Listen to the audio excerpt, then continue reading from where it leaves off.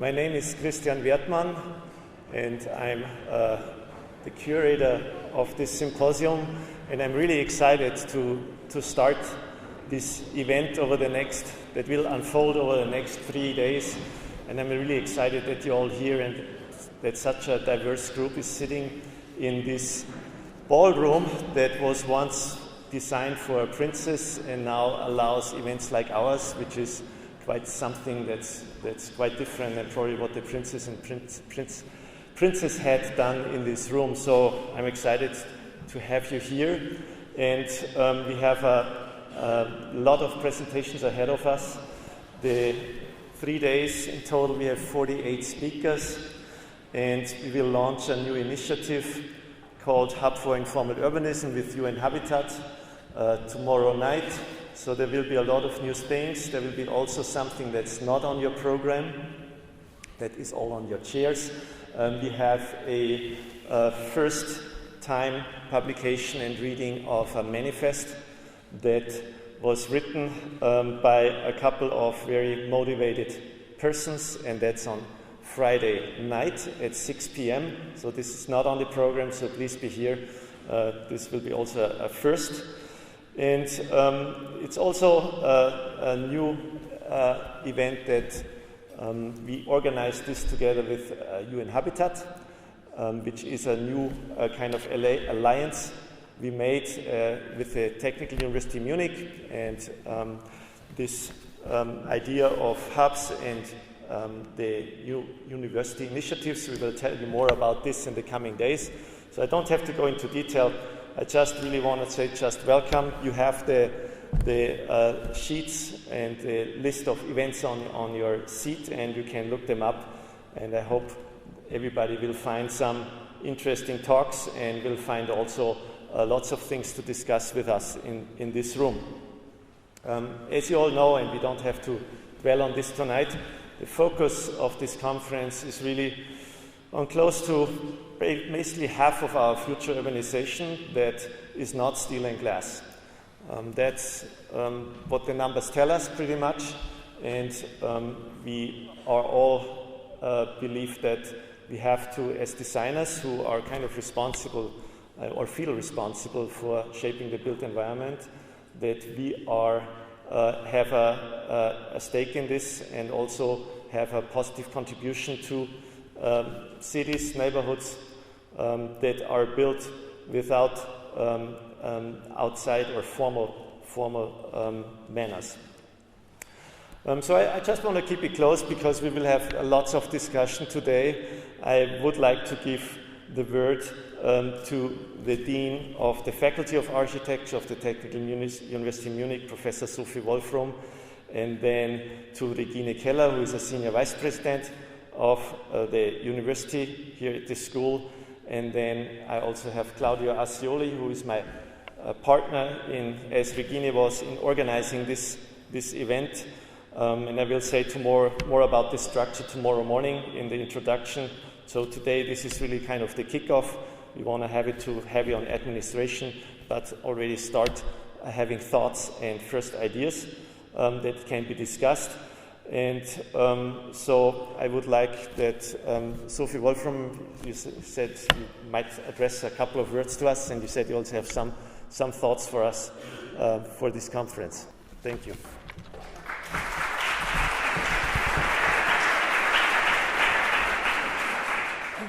Yeah, thank you very much, and I'm very happy to congratulate the organizers of this conference and to welcome all the audience on behalf of the Faculty of Architecture of the Technical University of Munich. I'm somehow feels still a little bit strange in this room, which is maybe the most formal room I know in this city. I've never been here, and maybe later on in the evening with a glass of beer you might explain me how you decided to go in this room exactly. Maybe it was the only one which was available. Maybe it is about the contrast to the topic, so that is somehow steering the discussion. I just want to address you with one thoughts which I have in my head when I think about informal urbanism. I start with my own biography. I was more than 30 years ago, I started in my profession as an urbanist. And my first job was with the volunteer service, the German volunteer service in Dar es Salaam.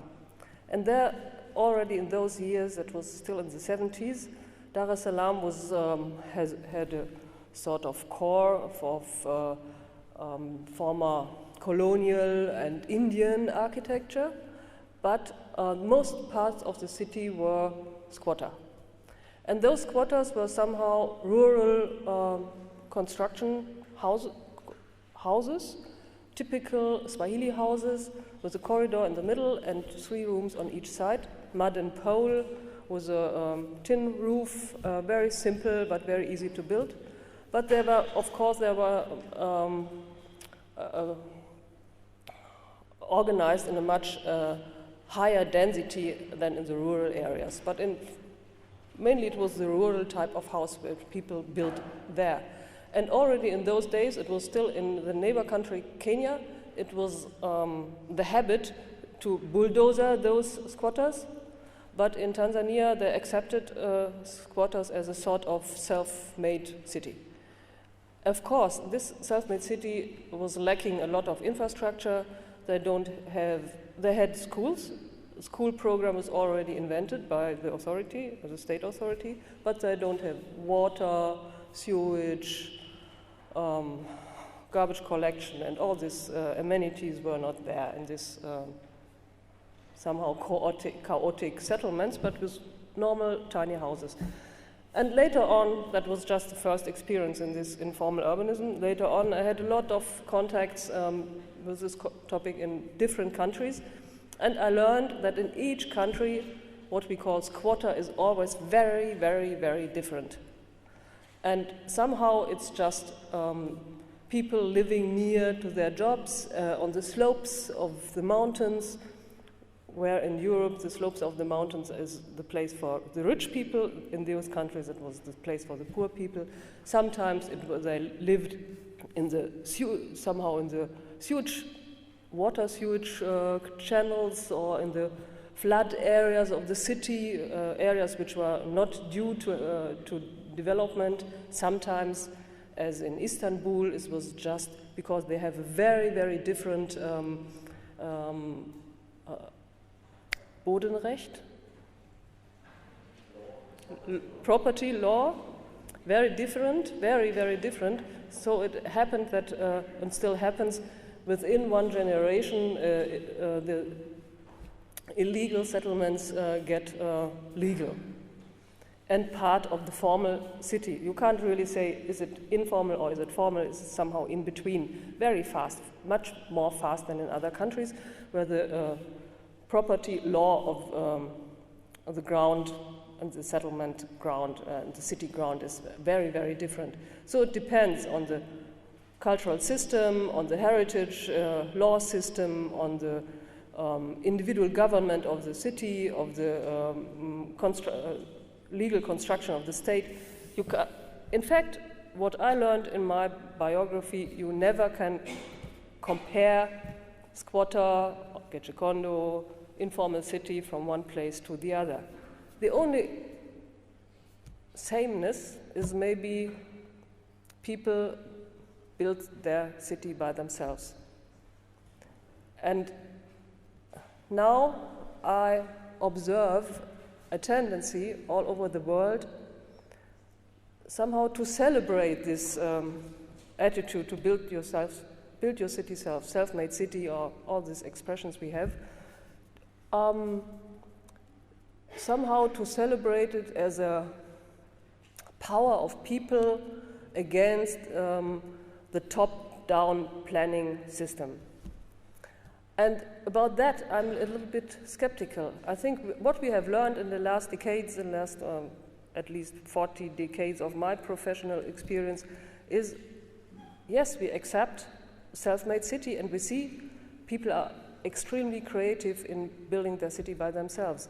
But I personally don't think that is the solution to leave the people building their city by themselves, but we have to develop a structure to support these self-made cities from the stretch on, to support infrastructure, to organize infrastructure, and to bring a sort of global creativity to this local creativity.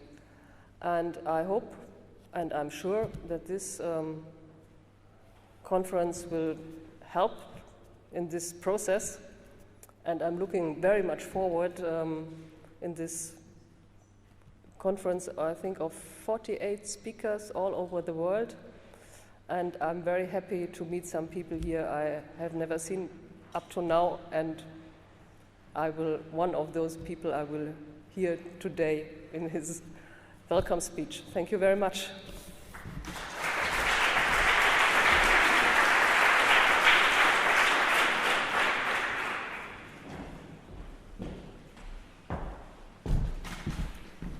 Dear ladies and gentlemen, I've got the honor to welcome you on behalf of the Technical University Munich, which is not translatable, it's the Technische Universität München. I'm the vice president, and coincidentally, I'm the host of Christian Wertmann, and I'm very excited on what he made possible here at the TU in this strange Sophiensaal.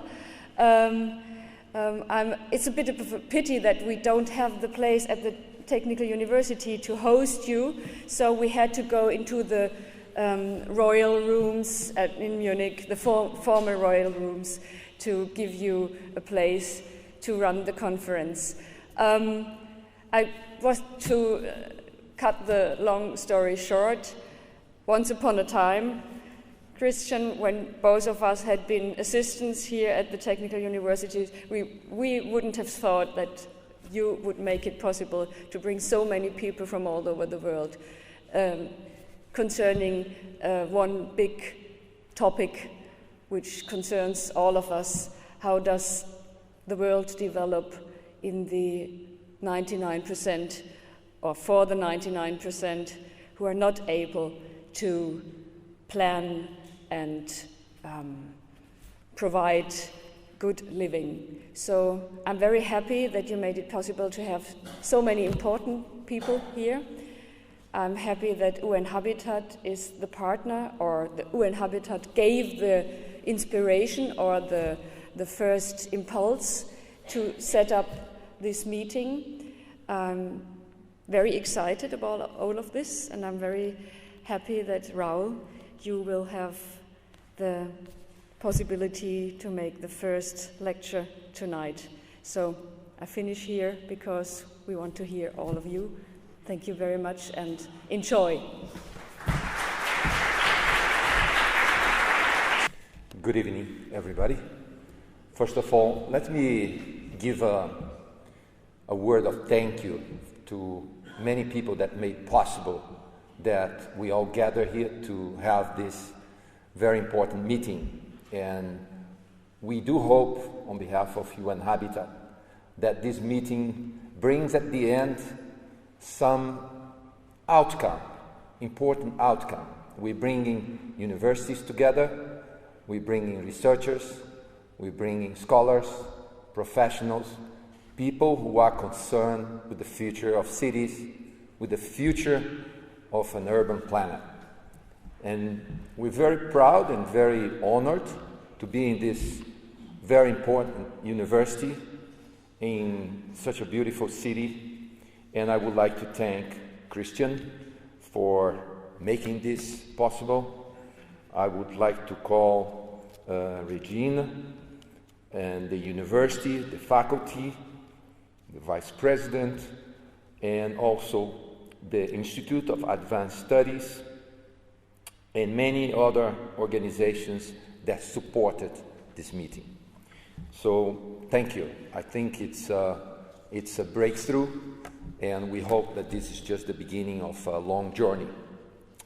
What I have here to present to you as a short presentation, and maybe some of you know what UN Habitat is, maybe some of you don't know, so I will give you just just a few ideas what is behind the organization, the thinking of this hub, what we call the thematic hub on informal urbanism that is being led by the University of Hanover. First of all, let me share with you the mission of UN Habitat. It's the United Nations Agency for Cities with a mandate emanated from the Habitat Agenda and various resolutions of the United Nations General Assembly, basically having two pillars in our mission: sustainable urban development and adequate shelter for all. 2 years ago, I was here.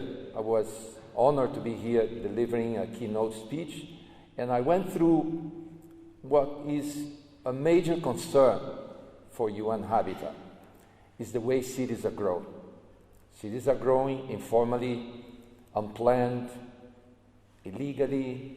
You find many denominations, but the fact is professionals who are trained to make plans to guide cities to grow are making plans that are not relevant, or at least are not being used, are put on the shelves. So there is probably something wrong in the equation. We're not managing to guide that. So UN Habitat promotes socially and environmentally sustainable cities and adequate shelter for all through a number of programs.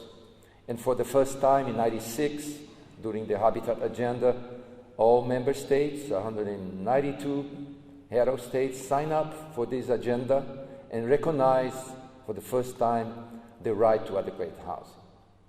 And recognize that many players played a role in making cities a livable place for the future. So we believe that it's time to think urban. The numbers are telling us. And the expectations is that in 30 years' time, we will have maybe 65% of the population living in cities and urban agglomeration. This calls an incredible responsibilities on our shoulders. Those who are here, universities, professionals, scholars, researchers, it's a huge responsibility. The statistics are showing that not everyone finds a decent place to live. And just give you a recent data that came out from our database, we already exceeded the 50% urban, so we're reaching really the majority, and in some parts of the world, like Latin America, we see large parts of the population already living in cities. And we know as well that a little bit less than a third in the case of Latin America, lives in slum conditions. So informal, unplanned and hazard urbanization is not an exception, is the predominant form of urban growth in many parts of the world. Cities are growing on the basis of informal land development processes and not on the basis of an urban plan. This is really lying behind the idea of looking more carefully, more with robust research, the issue of informal urbanism.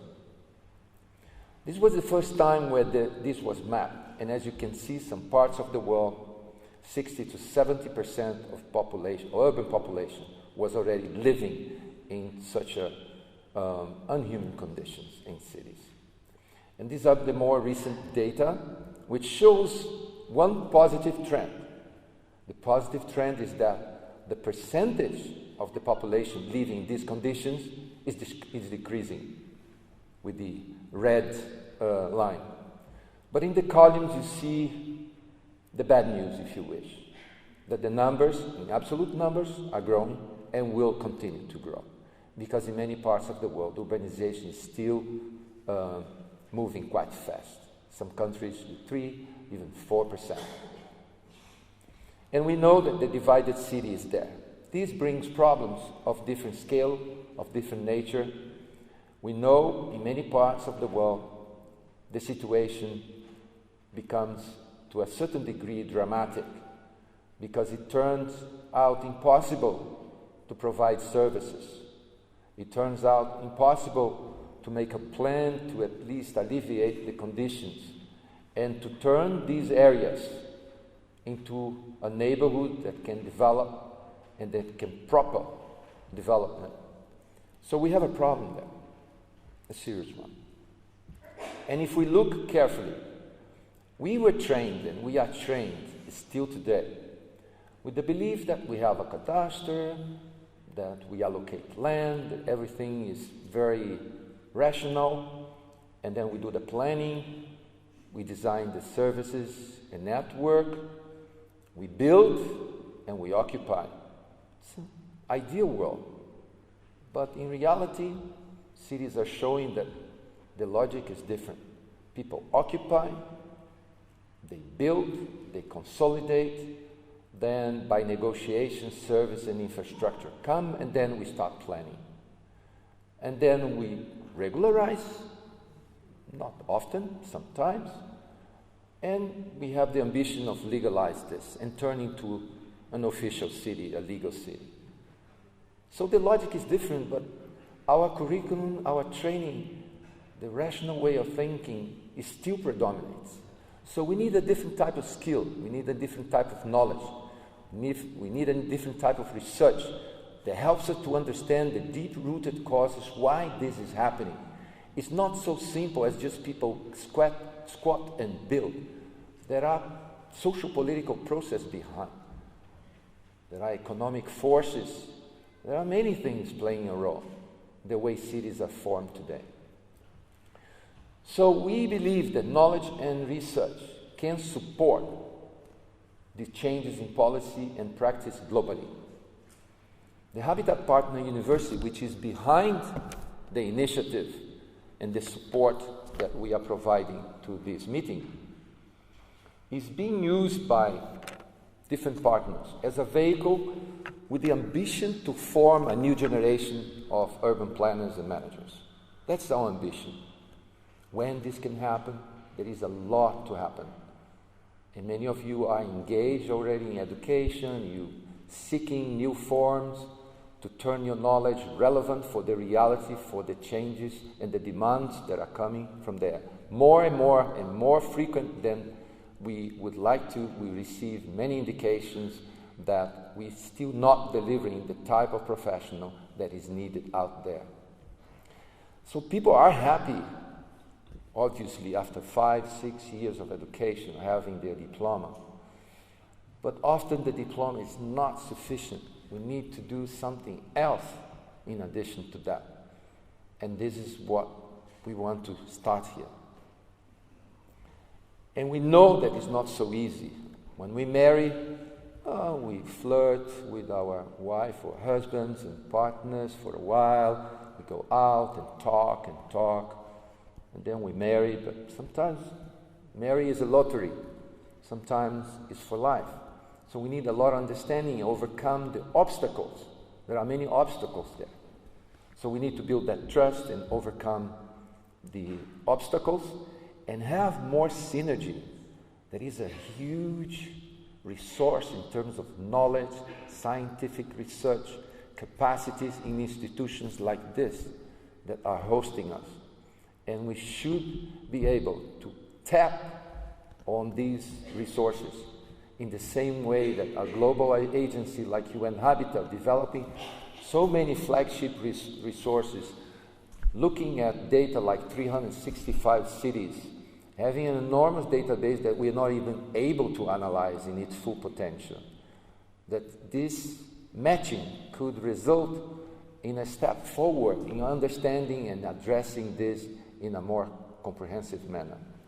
So this is our ambition, to have something as a research agenda, having these thematic hubs that are focused on different areas, to make that linkage, to push us, when I say us, UN Habitat, to certain directions, in the same way that we hope we can push faculties and universities and curricula to certain directions.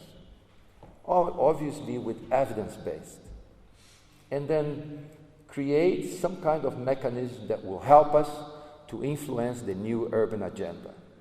We are in an important crossroad in the international development debate. The 2015 Post-Millennium Development Goals is in full gas discussion. The German government has its position, the Brazilian government has its position, many governments that are represented here by you, all are in an arena to define what will be the world we want to have after Rio +20. So transforming the Millennium Development Goals into the Sustainable Development Goals. And I believe, and we believe, that universities and knowledge and research can play a role. And it's your responsibility to make it happen. With us in partnership, and we think we can do it. And this is the way UN Habitat is addressing these questions. So with the restructuring of the organization, these are basically the thematic areas. And some of them are receiving more attention because they were underdeveloped, if I may say. And this is the way we're moving forward to the third Habitat Conference in 2016. And we hope that this hub and this conference and the next one that will come will help to shape this agenda with your contribution and with your participation. So thank you.